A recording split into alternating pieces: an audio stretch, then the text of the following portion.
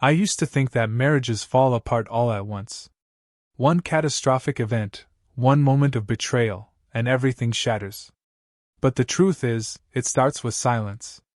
Not the kind that's peaceful or comforting, the kind that wraps around your daily life and slowly chokes the intimacy out of it. That's how it began for us. At first, I didn't notice. Or maybe I chose not to. We were both busy, work, routines, trying to keep up with expectations. She was distracted, always tired. I chalked it up to stress. I'd ask her how her day was, and she'd say, "Fine," barely looking up from her phone. I'd lean in to kiss her goodnight, and she'd roll over, muttering that she was exhausted. And maybe she was. Or maybe she was already gone, and I just didn't want to admit it. I tried to fight for us in small ways. Planned a weekend away. Booked a reservation at the restaurant where we had our first anniversary. She canceled, twice. Said she had meetings, deadlines, a migraine. The effort felt one-sided, like I was holding on to something that only existed in my memory. But I wasn't ready to let go. Not yet. There were signs, of course. The sudden new password on her phone. The quiet text she answered with a smile. The long showers where she'd emerge looking almost giddy, like she just remembered something funny. When I asked about it, she snapped. Said I was being paranoid. Said I needed to trust her. I wanted to. God, I wanted to. I convinced myself that we were just in a rut. Every couple hits one, right? I told myself we'd bounce back. That maybe it was me. I wasn't being romantic enough, attentive enough, spontaneous enough. I blamed myself for her distance. Then came the afternoon I'll never forget. I came home early from a cancelled meeting. I wasn't trying to catch her in anything, I just missed her. I walked in the front door, and the house felt different. Not like someone had broken in, more like someone had claimed it. There was a jacket I didn't recognize on the back of the dining chair. A half-drunk glass of wine next to hers on the table. And laughter from upstairs. I stood there for a moment. My hands were cold. My ears rang.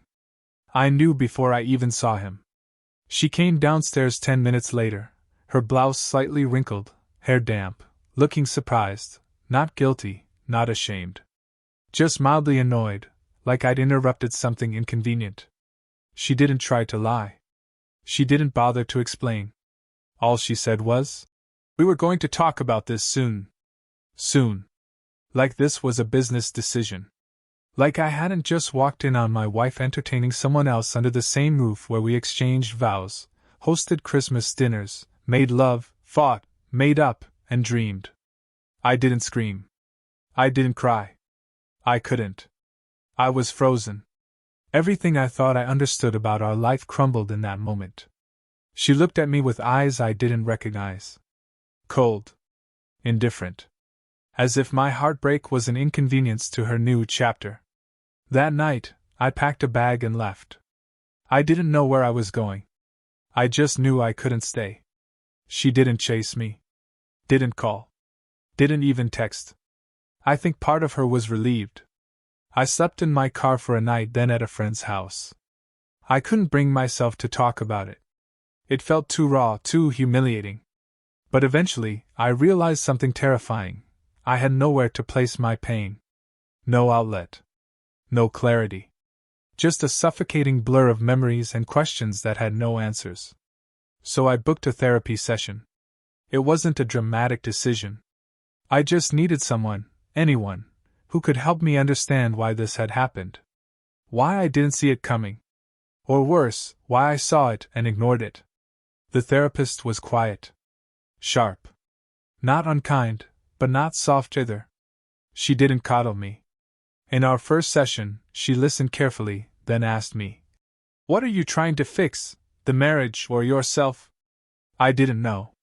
I said both. She nodded and wrote something down. That silence was heavier than any words she could have spoken. Over the next few weeks, I started unpacking everything. Not just the affair. Not just my wife. But me. The version of myself I became in that relationship. The parts one ignored to keep the peace. The needs I buried to avoid conflict. The warning signs I dimmed just to feel loved. And as I dug deeper, I realized that this didn't begin the day I walked in on her. It began the day I stopped speaking up. The day I stopped demanding respect. The day I mistook comfort for connection. I didn't hate her. That's the strangest part. I was furious, yes. Hurt beyond measure. But I didn't hate her. I pitied her. Because I was growing, and she was running. I was facing truth, and she was hiding behind distraction. The hardest part wasn't losing her. It was realizing how much of myself I'd already lost trying to keep her. But for the first time in years, I wasn't trying to win someone back. I was trying to reclaim me. I thought I had seen the worst of it that day, but betrayal doesn't end at discovery. It drags on, shows up in echoes, how someone you once loved can still look you in the eye and act like you're the one causing problems. I returned to the house once to grab more of my things. She didn't even bother hiding the evidence anymore. His toothbrush was next to mine. His shoes by the door. His coat hanging in my closet. She acted like it was normal. Like I should understand. "It's better this way," she said. "We were just dragging it out." There was no apology. No sorrow. Just the kind of twisted justification, as if cheating was her path to clarity, and I should be grateful she finally figured it out. I didn't argue. Not because I agreed, but because there was no point. When someone builds a new life over your broken one and calls it progress, arguing becomes pointless. She'd already rewritten the story in her head where I was emotionally absent, where she was lonely, and he made her feel seen. It was a script she rehearsed well, but I wasn't reading from it anymore. I cut off contact except for the bare minimum. No long messages. No desperate attempts to understand. I was done bleeding for someone who didn't notice I was ever wounded. But healing wasn't instant. Some mornings I still woke up in a cold sweat, replaying her words. My mind tried to fill in the blanks of all the moments they were together, moments I thought she was just working late, moments I thought we were just going through a phase. There was a specific kind of humiliation in realizing how easily I'd been replaced. Not just in her heart, but in my own home. I kept asking myself how I'd let it get this far. Why I tolerated so much silence. Why I accepted so little in return. That's when the therapy sessions began to shift. At first, it was just about surviving. Understanding. But now, the questions got harder. Why did I stay? Why did I believe loyalty meant staying silent? Why did I let someone chip away at my dignity in exchange for crumbs of affection? My therapist didn't let me off the hook. She pushed. And I needed it. She didn't want me to just talk, she wanted me to change. Every session was a mirror, and every time I looked, I saw more of myself. The man I was before the marriage. The man I buried under compromise. The man I stopped fighting for. I started making changes. Not for her. For me. I reconnected with old friends. Picked up hobbies I'd abandoned. Went back to the gym, not to look better, but to feel like I existed again. I started cooking, badly at first, but each burned meal reminded me I was still trying. The therapist noticed too. One day she said, "You're not grieving her anymore. You're grieving the version of you that tolerated her." That hit hard. Because it was true. There were no grand romantic gestures in this chapter. No revenge. No schemes. Just slow, painful growth. The kind you can't post about. The kind no one claps for. But it was real. And it was mine. Months passed. The legal separation started. She was irritated by how detached I'd become. Tried to provoke me, asked if I'd met anyone, accused me of pretending to be the victim. I didn't react. I didn't need to anymore. Something had shifted. I wasn't playing her game. I wasn't trying to prove anything. I was simply done. Done waiting for her to become someone she never intended to be. Done shrinking myself to make her feel larger. Done loving someone who saw my loyalty as leverage. The silence between us now wasn't heavy anymore. It was peaceful. Final. I could breathe in it. That's when things changed between me and the therapist, too. Not suddenly. Not inappropriately. Just naturally, over time. After our final session, we met for coffee, not as patient and professional, but as people. Two adults who'd both seen how messy and fragile healing could be. We talked about boundaries. About pain. About how people don't just break your heart, they make you question your worth. And we both knew something was there, but neither of us rushed it. It wasn't about filling a void. It was about connection. Respect. Clarity. And that clarity gave me the strength to do what needed to be done. I filed the divorce papers without hesitation. No bitterness. No dramatic speeches. I simply let go. I let her have the life she chased. Let her build a future on the wreckage she created. I didn't need closure from her. I'd already found it elsewhere. There was power in that. Not loud, aggressive power, but quiet, certain strength. The kind that comes from knowing you walked through hell and didn't lose yourself to it. And so, as she flaunted her new relationship, thinking it would wound me, I remained unmoved. I didn't need to retaliate. I was living in a world where her opinion no longer held weight. Because the truth is, the moment you stop giving someone the power to define your worth is the moment you start rebuilding. Not for revenge. Not to prove anything. But simply because you're finally free. You said? I didn't think healing would look like this. Quiet mornings. Long walks with no destination. Reading books I'd abandoned years ago. I used to measure recovery by milestones, when I'd stop thinking about her, when I'd be able to sleep through the night, when I'd feel normal again. But it wasn't like that. Healing crept in slowly, through small decisions. Choosing not to respond to her baiting texts. Choosing to sit with the discomfort instead of distracting myself. Choosing to tell the truth when I wanted to pretend I was fine. Therapy wasn't easy. It wasn't just talking about her. It was talking about me. My patterns. My silence. My need to be needed. We dug deep, into parts of me I hadn't faced in years. She challenged me constantly.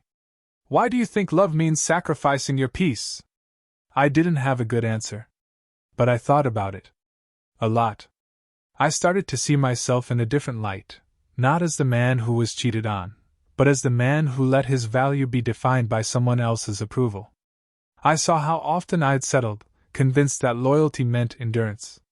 That if I just held on long enough, things would fix themselves. That staying was strength, when in reality, staying was fear. I journaled. Wrote down things I never said aloud. Confessions. Regrets. Realizations. The page didn't judge. It just took everything I gave it and held it quietly. I wrote about how angry I was at myself, for not leaving sooner, for giving her chance after chance, for ignoring the voice in my head that whispered, "This isn't love. This is survival." There was a turning point. Not dramatic. Just a quiet moment where I realized I hadn't thought about her in days. Her name didn't trigger anything. I didn't flinch when I saw a car that looked like hers. I didn't scroll through old photos. I wasn't waiting for an apology anymore. I wasn't hoping she'd call. I didn't want her to explain herself. That chapter was closed. The therapist noticed it too. Our sessions shifted. Less about pain, more about growth. What do I want now? What kind of life do I deserve? What kind of partner do I want to be, if I ever love again? She was sharp, empathetic, grounded. We never crossed lines. But over time, there was a mutual respect that deepened. After our last formal session, we exchanged a look, one of those long, unspoken acknowledgments that something had changed. We didn't name it. But we both knew. A few weeks later, we ran into each other outside the clinic. It was unplanned, but not uncomfortable. We grabbed coffee. Talked about books, travel, music. Nothing heavy. Nothing about the past. Just two people sharing space, present and honest. And it felt good. Natural. Like a connection built on something real, not desperation or escape. It didn't happen overnight, but that was the beauty of it. We respected each other's pace. No pretending. No rushing into anything. Just small, intentional steps. For the first time in years, I felt seen without having to prove anything. Meanwhile, the divorce process was moving forward. I kept it simple. No dramatic demands.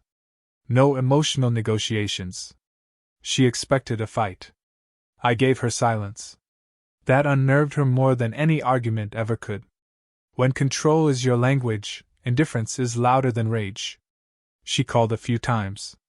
Left voicemails that ranged from nostalgic to defensive. I didn't respond. She asked mutual friends about me. I told them not to get involved. She even hinted at wanting to meet. For closure. I declined. I didn't need closure. I had peace. I started sleeping better. Eating better. I wasn't chasing distractions or forcing happiness. I was just living. On my own terms. And it felt unfamiliar, but good. The relationship with the therapist evolved slowly. Carefully. Respectfully. She was no longer my counselor, and I was no longer her patient. We were equals now. We built something rooted in clarity, not chaos. It wasn't about fixing each other, it was about sharing the lessons we both learned the hard way. She didn't pity me. She didn't try to rescue me. She challenged me. Held space for me. Saw the parts of me I'd buried under years of trying to be enough for someone else. And I did the same for her. It was honest. It was real. It was earned. There was no need to announce it. No need to prove anything to anyone. But deep down, I knew that something powerful had shifted. I wasn't just surviving anymore. I was rebuilding, with intention. The person I was a year ago would have begged for reconciliation. Would have tried to win her back.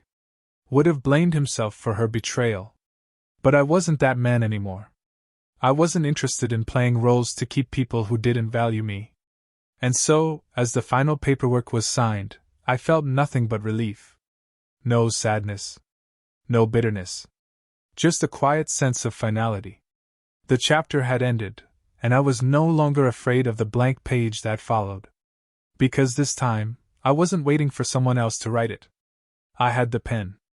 And I was finally ready to tell a different story. The invitation arrived unexpectedly.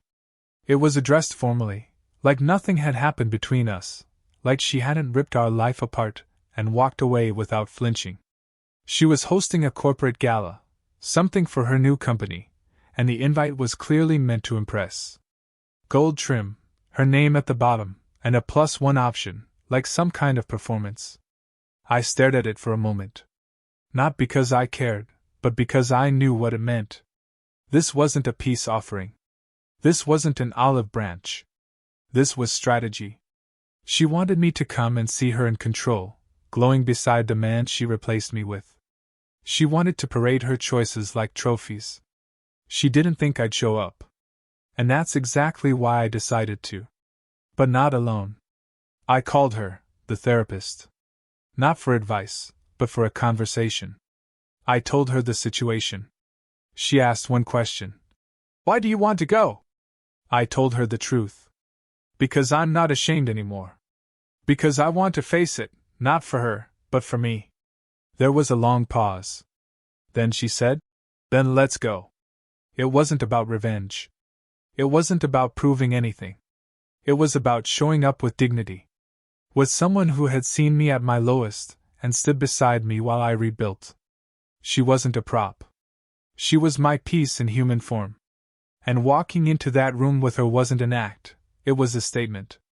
We didn't make a scene. We didn't need to. When we entered the venue, I saw my ex almost immediately. She froze mid-conversation, eyes locking onto mine. Her smile faltered, just slightly. She didn't recognize the man standing in front of her, calm, composed, unaffected. And she certainly didn't expect who I was standing next to. Her date was exactly who I remembered. Polished.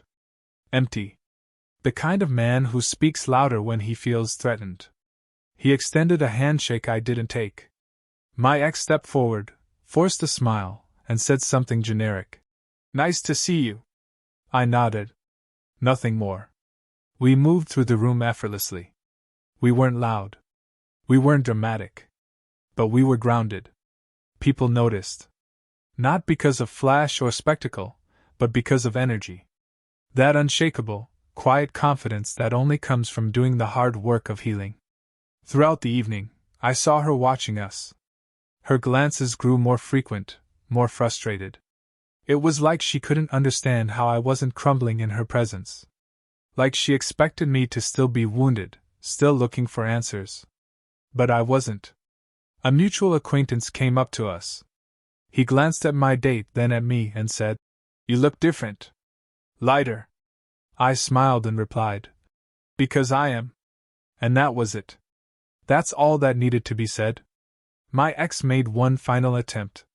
She approached us near the bar, feigning casual interest.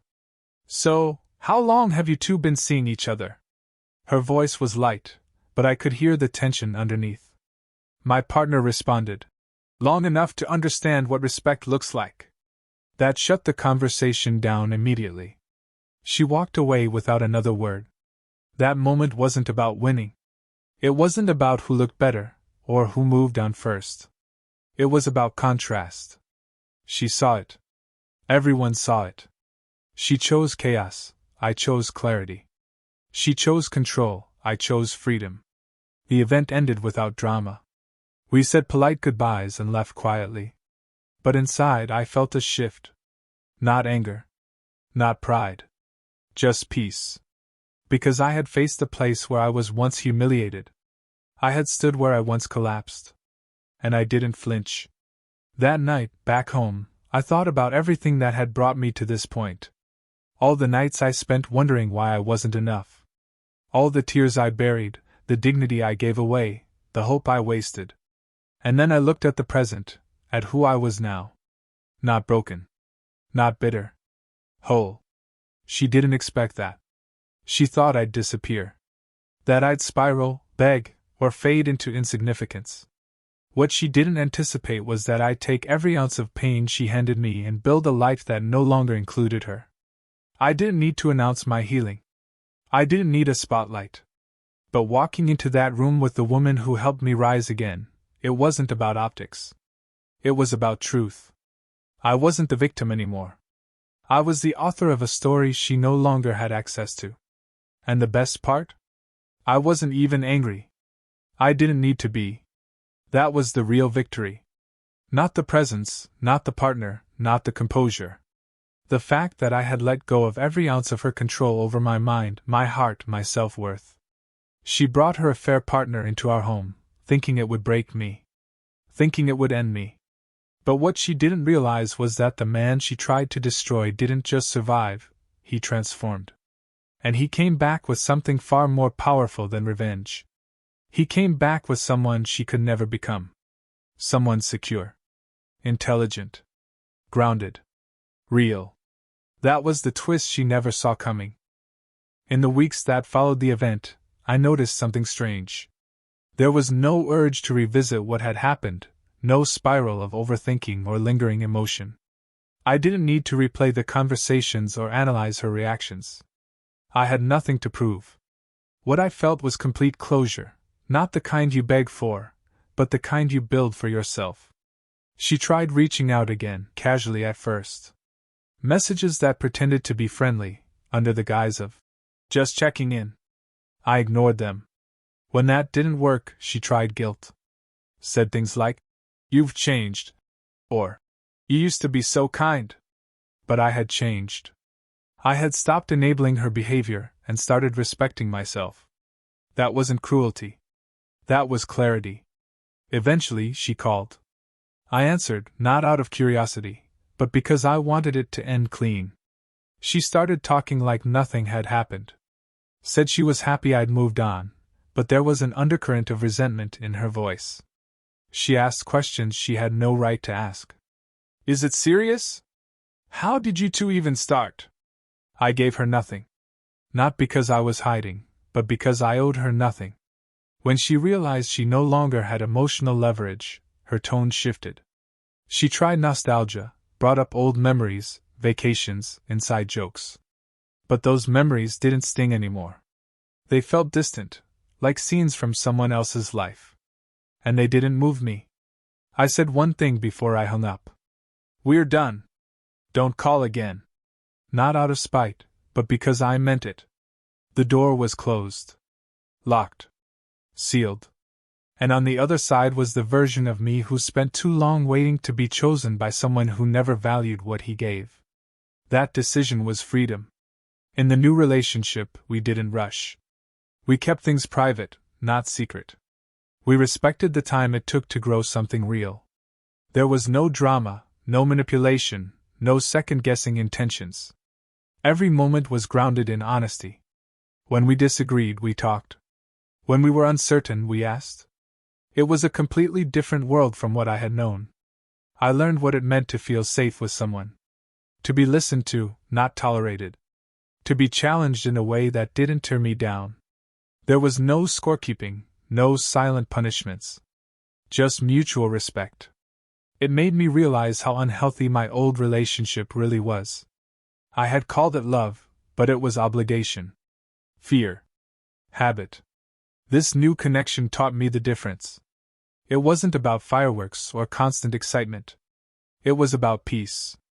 Consistency. Trust. I never had to wonder where I stood. And she never made me feel like I had to earn her attention. We showed up for each other without expectation or condition. I stopped waiting for the other shoe to drop. I stopped bracing for betrayal. That paranoia, that anxiety, I let it go. Because when you're with someone who honors your presence, you don't live in fear of their absence. The more I healed, the more I understood myself. What I wanted. What I would never tolerate again. I wasn't the same man who used to beg for scraps of love. I had rebuilt my self-worth from the ground up. Not based on someone else's approval, but on my own boundaries. I started giving advice to others quietly. Friends going through breakups. Colleagues facing trust issues. I never told them what to do.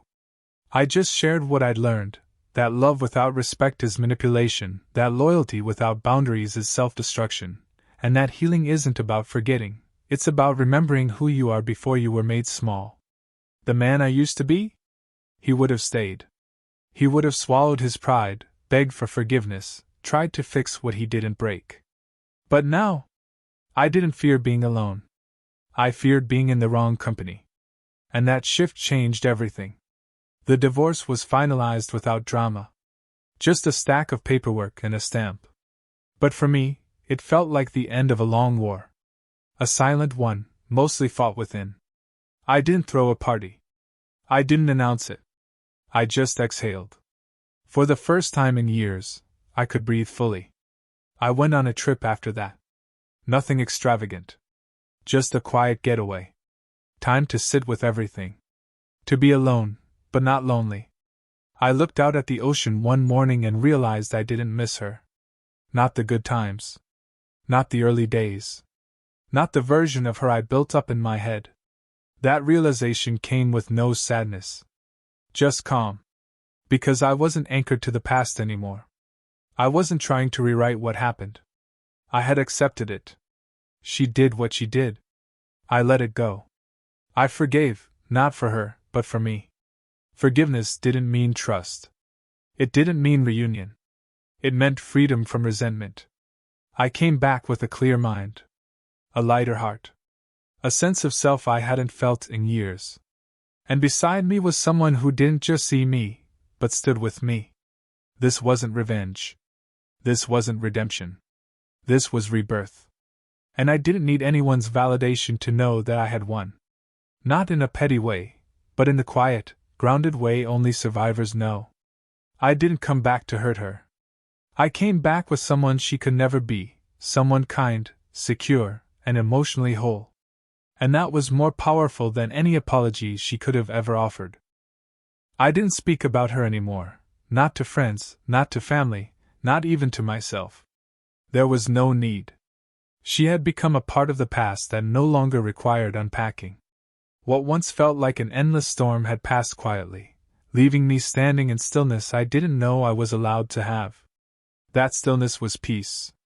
Earned, not given. People often ask what healing looks like. I tell them it's not some cinematic moment. It's not the day you stop crying or the moment you meet someone new. It's when you stop needing an audience for your pain. When you stop rehearsing what you wish you'd said. When their name no longer shakes your core. That's healing. And I had reached it. My partner and I built something slowly, without pressure. We didn't dive into definitions or timelines. We let it breathe. It felt unfamiliar at first, being loved in a way that didn't come with conditions or games. But it was exactly what I needed. She wasn't trying to complete me. She was just beside me, whole on her own. And I met her with the same energy. For the first time, I understood that love shouldn't hurt. That it shouldn't feel like a performance, or a sacrifice of self. Love, at its best, feels like alignment. It's two people walking in the same direction without dragging each other forward or holding one another back. We talked openly, even about hard things. We disagreed with grace. And we listened, truly listened, not just to respond, but to understand. I looked back once more, briefly, to trace how I got here. Not to dwell, but to recognize the patterns I'd broken. I used to think staying was strength. That absorbing someone's betrayal made me noble.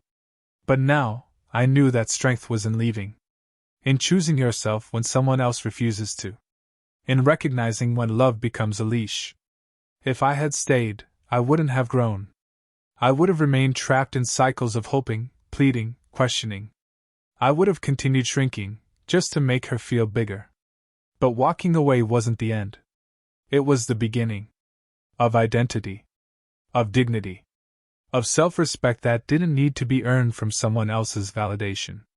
I got back into things I neglected. Old hobbies. Creative projects. Reading not just to pass time, but to expand myself. I started mentoring a few younger guys going through similar experiences. I didn't offer solutions, just perspective. I told them, "You don't heal by forgetting her. You heal by remembering yourself." There's a strange kind of freedom in no longer needing closure. I used to crave explanations. Why did she do it? Did she ever love me? Was it all a lie? But those questions no longer mattered. The truth was simple: she made her choice. And I made mine. I chose not to chase ghosts. I wasn't bitter, and that surprised people. They expected anger. They expected resentment. But I had outgrown all that. Anger is exhausting. Carrying it gives them too much space in your life. I didn't need that weight anymore. I released it. There were moments, of course, where it all came back. A familiar scent. A song. A memory flashing in my head. But those moments passed like weather. They didn't cling. They didn't sink me. And that was the difference. Those memories used to own me. Now I let them pass. What mattered more was who I had become. I no longer negotiated my worth. I no longer molded myself to be palatable or agreeable. I had boundaries, not walls, but standards. And they protected my peace. Anyone who couldn't honor them didn't get access to me. And love? It came quietly. Not with declarations, but with presence. With someone who never made me question where I stood. Who didn't need fixing. Who didn't confuse chaos with passion. We didn't rush to label what we had. We just lived in it, authentically, without fear. I stopped needing to be the good guy in her story. Maybe she tells it differently. Maybe she paints herself as misunderstood or me as emotionally distant. That's fine. People see what they need to see to live with themselves. I didn't need her version of the story to match mine. I just needed to be honest with myself. Truth is, we both failed each other. But only one of us weaponized love to escape. Only one of us invited betrayal into the home and called it a mistake. And only one of us walked away and did the work to never repeat that cycle again. The best revenge, if you could call it that, wasn't success or moving on. It was peace. It was happiness without performance. It was becoming someone I could respect when no one else was watching. That's what she never expected. She thought I'd crumble. That I'd become a warning sign for others. But instead I became a blueprint. For healing. For boundaries. for walking away without looking back. I didn't just survive, I redefined myself completely. In the end, she gave me the greatest gift she never intended, the opportunity to rebuild. To become someone stronger, wiser, and unshakably grounded. She burned the bridge, and I used the fire to light my path forward. This wasn't her story anymore. It was mine. Fully. Authentically. And I wasn't afraid to live it. Not with bitterness. Not with regret. But with gratitude, for the lesson, for the pain, for the chance to begin again. And this time, I wouldn't waste it.